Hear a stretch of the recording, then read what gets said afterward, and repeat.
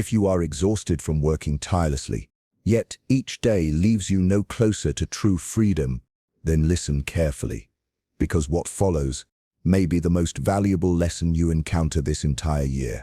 The barrier between staying trapped in poverty and breaking through to genuine wealth is rarely about luck or chance. It is not a lottery ticket nor a hidden secret. Instead, it is the silent habits, the unnoticed choices, and the invisible patterns you repeat without ever questioning them. Niccolo Machiavelli once warned, "Men are destroyed not so much by a single mistake, but by the patterns of behavior they stubbornly refuse to correct." And nowhere is this wisdom more piercingly true than in the realm of money. Understand this: poverty is not merely the absence of resources, it is a self-reinforcing cycle, a loop fed by decisions, illusions, and appearances. What you are about to uncover are 15 traps that quietly enslave the majority, pitfalls so subtle, most will never even notice they are inside them. And at the very end, a 16th truth will be revealed, a truth that separates those who awaken from those who remain forever bound. If, in the next few minutes, you recognize yourself in any of these traps, do not despair. Take it as the first spark of power, the beginning of awareness, because awareness is the seed of change. But if you ignore these lessons, you will remain exactly where you are, working endlessly for others, ruled by forces you cannot see, enslaved by systems designed to profit from your blindness. The first and perhaps most lethal of these traps is debt through credit. When you swipe a card without true purchasing power, you are not buying freedom. You are selling the most precious thing you own, your future hours, your unspent energy, your tomorrow, and you sell it at a discount. Machiavelli once remarked that men sooner forget the death of their own father than the loss of their patrimony. Why? Because money lost is not just paper or numbers. It is time, labor, dignity, and life itself, gone forever. Debt, when misused, is the weapon the powerful wield to extend control. The elites treat debt like a fortress drawbridge, lowered only when it allows them to conquer more ground, to acquire new assets, to expand their dominion. The masses, however, treat debt like a carnival ticket, a cheap thrill, a temporary illusion of abundance. But every ride has a price, and here the price is servitude. If you must borrow, let it be only for productive assets, investments that generate cash flow in your absence, that continue to work for you long after your body has grown tired. Borrow never for fleeting comforts, never for ornaments that vanish the moment they are purchased, and worst of all, train you to kneel as a servant to debt. And it is here that the second chain reveals itself. This is the snare of vanity debt. Unlike survival borrowing, vanity debt exists to satisfy appearances, to fund the performance of wealth, rather than its foundation. A new haircut every week, polished nails shining like mirrors, designer sneakers, outfits and skincare routines, all while the engine light in the car flashes in warning, all while rent goes unpaid, all while the fridge hums with emptiness. Vanity quietly drains the builder. It takes the energy and capital that should be fueling growth and diverts it into illusions. You have seen this contradiction everywhere. The perfectly faded haircut paired with a near-empty wallet, the ornate nails tapping on a phone screen cracked months ago, the $1,000 skincare ritual, hiding the stress of debt beneath the surface. Appearances matter only when they signal discipline, when they hint at an inner fortress of strength. Otherwise they are nothing but costumes. The truly wealthy often simplify grooming. They wear plain clothes, not because they lack taste, but because their energy and money are concentrated on fortress skills, on equity, on relationships, on cash flow. Picture the founder in a simple black t-shirt, who quietly owns the entire building. Now picture the influencer in luxury labels, posing for rented images, inside an apartment they do not even own. Machiavelli advised rulers to appear virtuous, while doing in private what power requires. Learn this lesson correctly.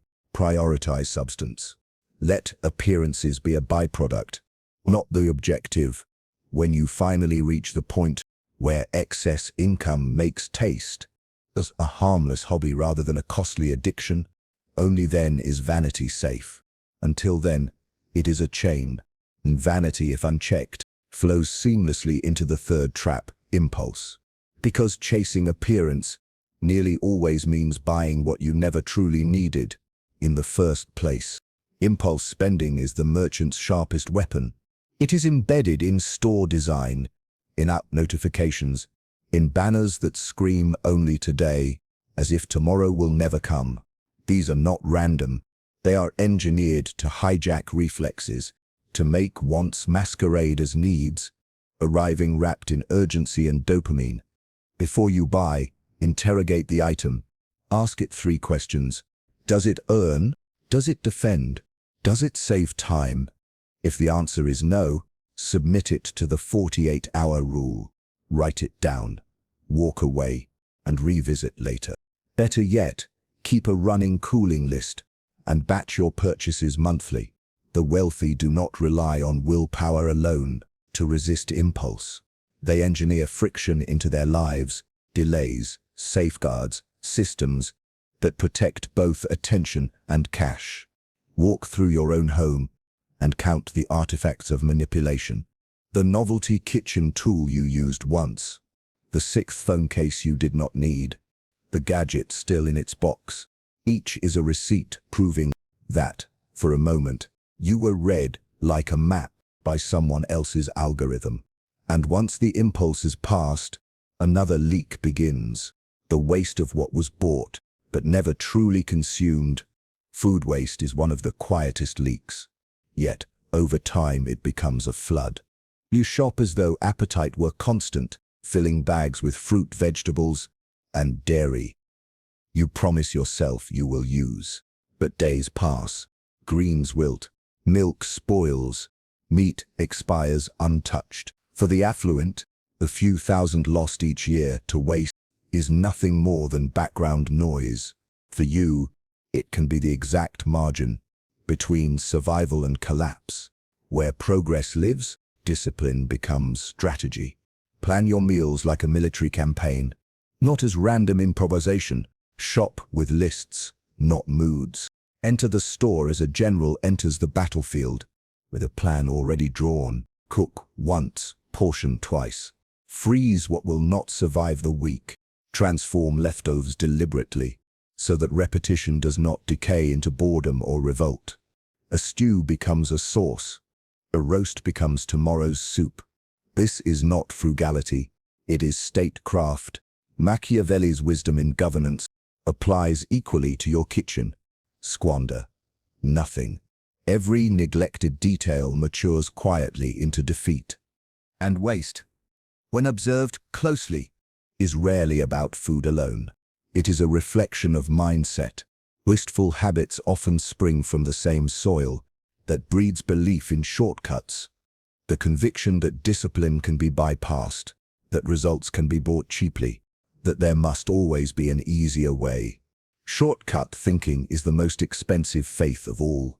It funds endless cycles of deception, miracle teas promising fat loss while you sleep, electronic hour belts sparking your muscles into effortless tone, pajama jeans and television shop gimmicks, all selling the fantasy of transformation without the labor that sustains it.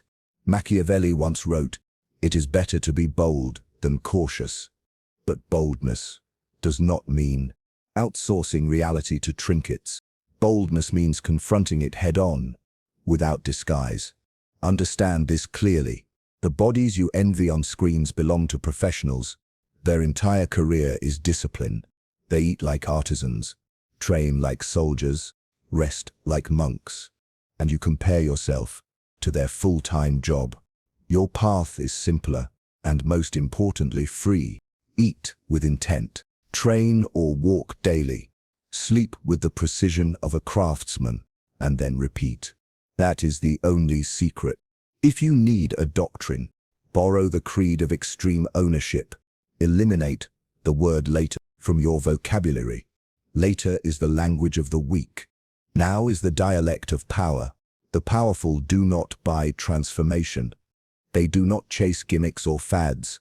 They practice transformation until the world itself adapts around them. And in the next part of your awakening, you will dismantle the illusions that quietly tax the poor, the superstition that sells certainty, the health neglect that compounds into catastrophe, the digital trap more expensive than cigarettes, because it devours not just money, but years, and the treadmill of new devices that keeps you old where it matters most, your leverage, illusions and neglect that enslave you. The sixth chain is superstition. Watch closely, for you will see poor men spend their last coins on crystals, charms, or lucky stones that promise fortune. They believe they are buying power. In truth, they are paying for comfort. Machiavelli warned, Men are more ready to be deceived than to be undeceived. And here, the deception is velvet wrapped.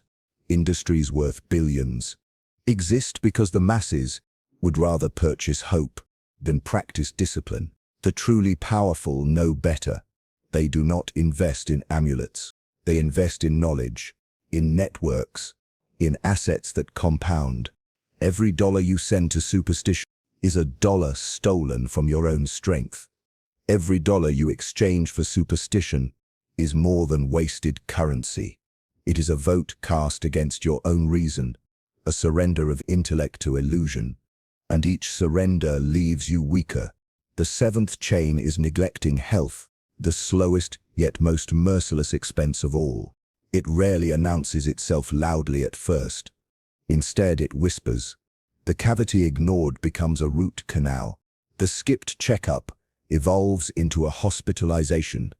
The silent condition mutates into catastrophe, and finally into a funeral. Machiavelli compared diseases to political unrest.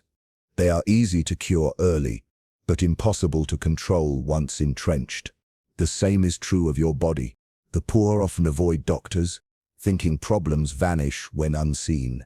But in truth, what is ignored metastasizes, and when the bill finally arrives, it comes multiplied tenfold. The wealthy think differently. They pay to detect weakness before it erupts into collapse. They submit to scans, tests, and preventive rituals, not out of paranoia, but because they know the arithmetic of reality. Prevention is always cheaper than repair. If you treat health as optional, you are not only signing away your fortune, you are forfeiting your future. The eighth chain is gaming and digital enslavement. What presents itself as harmless entertainment is, in truth, an invisible contract. You pay not only with money, but with your very life. Consider this. Billions of dollars vanish each day into in-app purchases, cosmetic upgrades, and extra digital lives that never existed. Meanwhile, tens of thousands of human years are drained into glowing screens. Do the arithmetic. A man who earns $20 an hour but spends 1,000 hours inside a game has sacrificed $20,000 before counting the hardware, subscriptions, and psychic energy lost. Machiavelli urged rulers to keep men occupied with useful work, because idleness breeds weakness. In modern times, corporations have perfected this principle. They farm your attention, harvest your dopamine, and build their empires from your hours. The rich design platforms. The poor become the players. Ask yourself honestly, is your time building equity for you, or is it feeding someone else's treasury?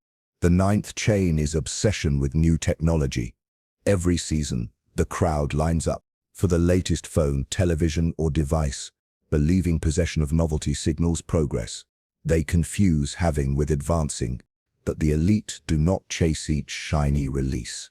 They stretch the lifespan of tools, extract maximum utility, and reinvest the savings into assets. They understand that new technology is often an illusion of status, designed to keep the masses poor. Owning the newest gadget may feel like progress, but if it weakens your position, it is not proof of advancement. It is proof of manipulation. Machiavelli would say that rulers should avoid unnecessary displays that drain their resources.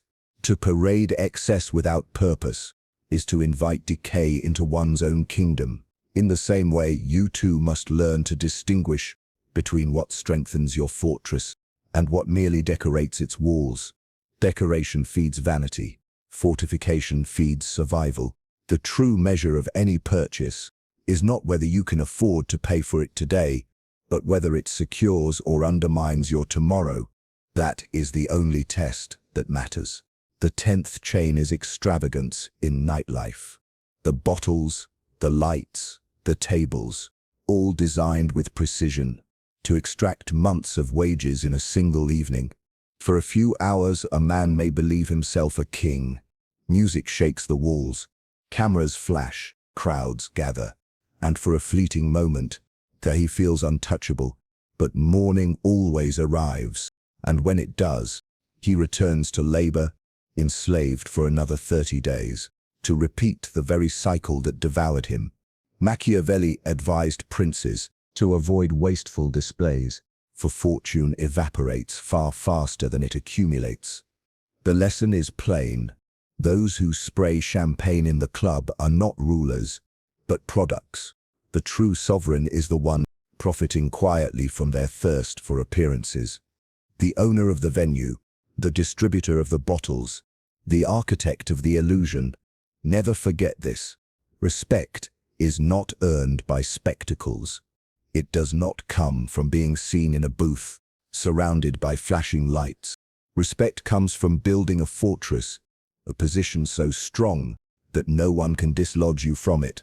And now you see clearly how illusions and neglect corrode wealth, as surely as fire consumes wood. But there are still deeper chains, darker snares that drain more than money. They hollow out the very spirit of those who refuse to govern their own appetites. The deeper chains that drain you. The 11th snare is gambling, the oldest tax on desperation. Poor men crowd lottery counters, feed slot machines, and gather around betting tables, repeating the same whispered prayer. Fortune favors the bold. But Machiavelli wrote the truth. Men are driven more by the hope of gain than by the fear of loss, and rulers have always exploited this instinct, ruthlessly and profitably. Modern studies confirm the pattern. Those in the lowest income groups gamble the most. They dream of sudden escape, yet each ticket, each spin, each hand of cards pushes them further into the hole. The wealthy gamble as well, but their wagers are not blind. They are calculated, controlled, and deliberately asymmetrical. They risk on businesses, on land, on equity, and even when they lose, they retain knowledge, connections, and influence, assets that compound, lessons that can be wielded in the next move. For the poor, however, the casino is no opportunity. It is a machine, and like all machines, it is engineered to win. It is a funnel, a machine where hope is converted into revenue for the house, again and again without fail. The 12th chain is addiction. Cigarettes, vaping, alcohol, habits that do not simply take money. They devour both wallet and body simultaneously. A pack-a-day smoker burns through more than $20,000 in a decade. And if both partners share the vice, one effectively works an entire month each year just to keep the ritual alive. This is not pleasure. This is taxation disguised as relief. The tobacco lords understood Machiavelli's principle well. Men should either be crushed or indulged. Addiction does both. It indulges with temporary calm, then crushes with long-term dependence. The wealthy build empires from this model, quietly compounding fortunes off the cravings of the masses. The poor, meanwhile, sacrifice their lungs, their livers, and ultimately their leverage.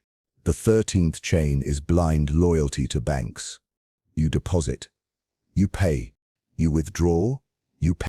Your interest? It cannot even match inflation. And all the while, the institution grows fat on your obedience. In unstable economies, savings accounts are not even protection. They are slow leaks, draining your future in silence. Machiavelli warned rulers to guard their treasuries as they would their own lives, for to lose one was to lose the other.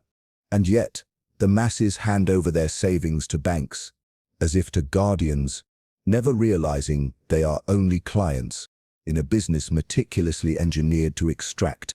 The wealthy, by contrast, make banks serve them. They use credit lines, negotiate leverage, and bend terms in their favor. The difference is not access. Anyone can walk into a bank. The difference is knowledge of the game and the will to play by different rules. The 14th chain is ignorance of taxes. Poor men celebrate refunds as if they were gifts, never pausing to realize they have given the state an interest-free loan. They labor all year, pay without strategy, and then cheer when a fraction of it returns, believing themselves fortunate. The wealthy understand the system differently. They structure income, form entities, and channel money in ways that reward creation and value.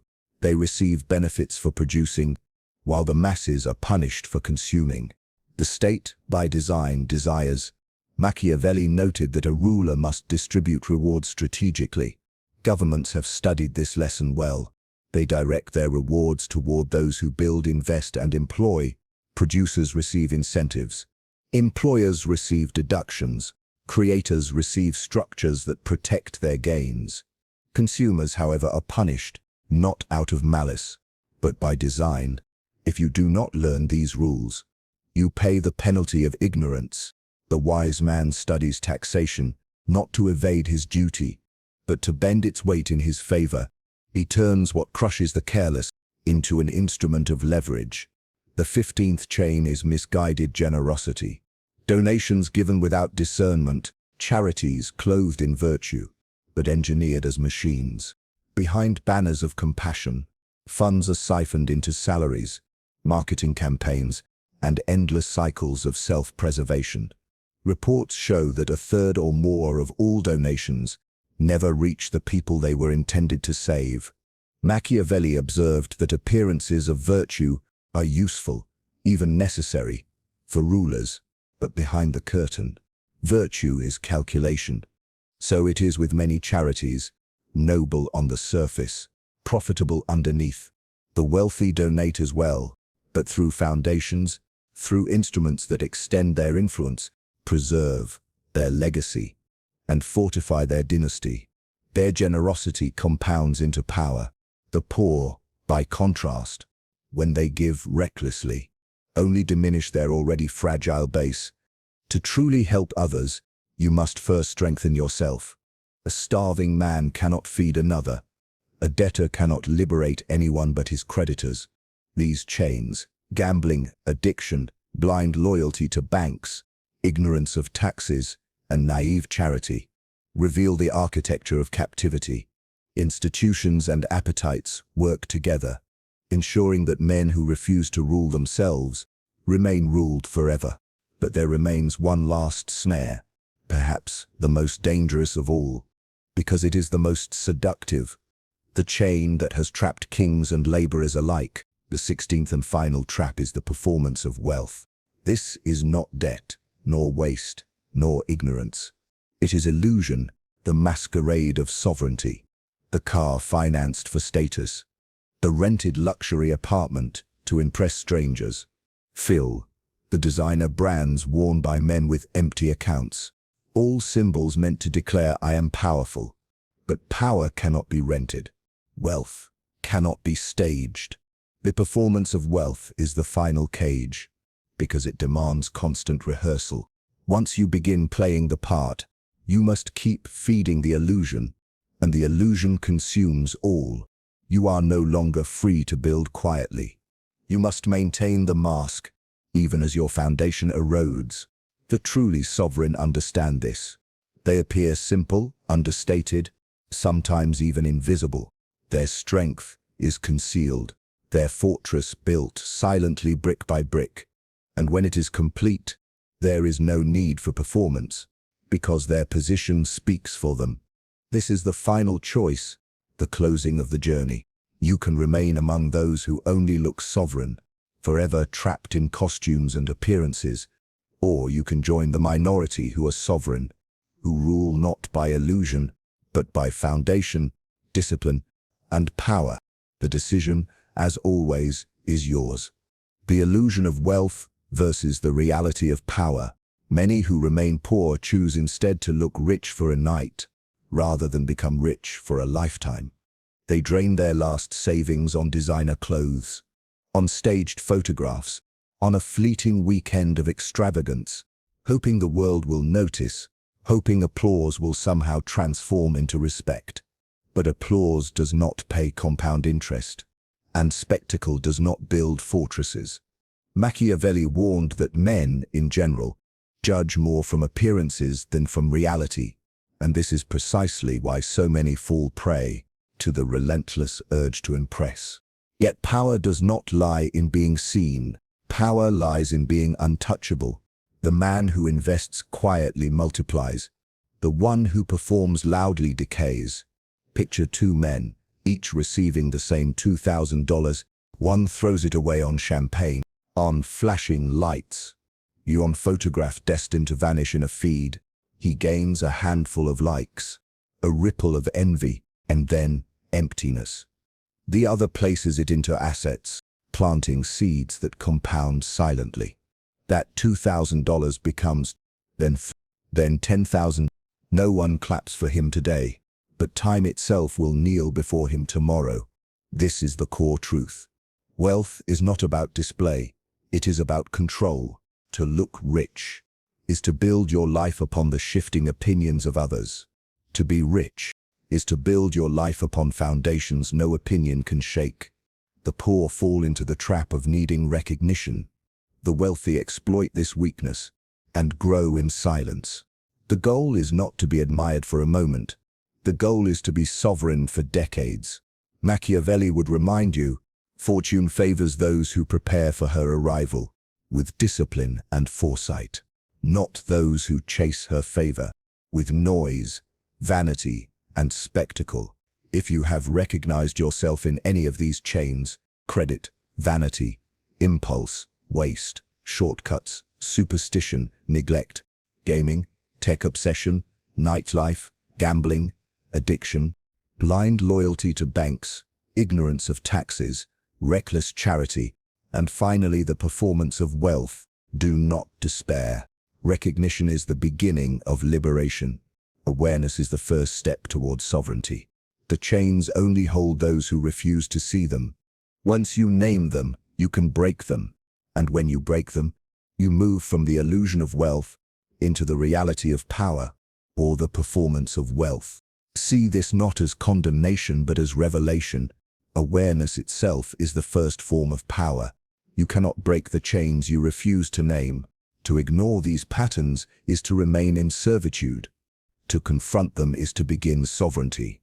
The choice is no longer hidden from you. It now lies openly, directly, in your hands. Mark your commitment publicly. Write the word GROW in the comments. Not for me, not for applause, but as your own seal, your signature upon a personal covenant, that you will not live as you have before.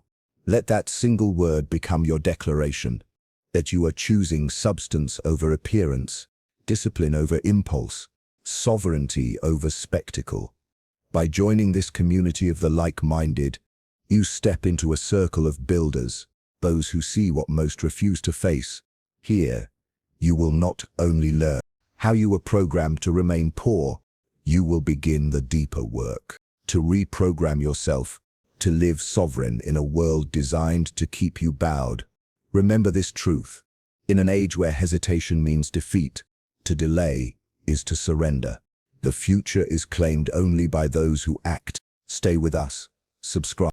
Walk forward with the few who build quietly, while the many perform loudly, because the future does not belong to those who chase illusions. It belongs to those who see through them and act without pause.